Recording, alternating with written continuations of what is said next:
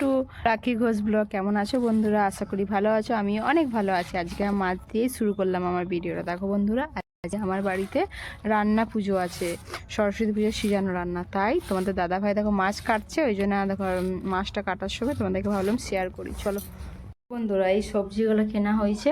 ফুলকপি আছে, বাঁধাকপি, পালং শাক, বেগুন, টমেটো, সিম, মটরশুঁটি, তারপরে এখানে আছে একটু সর্ষে ফুল। 9 রকমের রান্না হবে। কার কার বাড়িতে সিজানো রান্না আছে নিশ্চয়ই জানাবে, আর তোমাদের সাথে আরও শেয়ার করব। আজকে আমি দুপুরে রান্না করব, তখন তোমাদের সাথে শেয়ার করব। দেখো আমি করে সব রান্না করার জন্য মানে সবজি কাটছি, রান্না করবো। এই দেখো তোমাদের দাদা ভাই বাঁধাকপি কাটছে, আমরা বসছি, কারণ দুপুর থেকে রান্না শুরু করবো ওই 3টে থেকে। বাঁধাকপি কাটছে দেখো কেমন করে।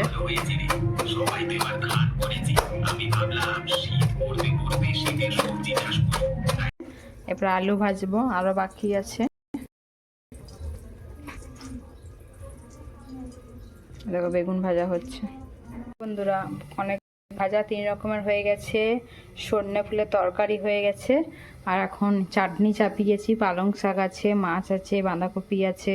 পালং শাক হচ্ছে, এদিকে মাছটা ভাজা হচ্ছে। কিছুগুলা হয়েছে, কিছুগুলা বাকি আছে, আবার নিচেও মাথাটা আছে।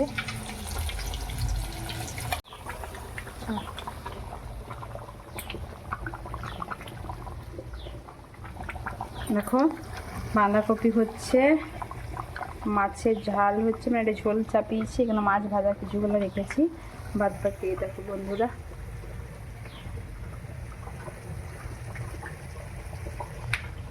দেখো বন্ধুরা, আমার সব রান্না কমপ্লিট হয়ে গেল।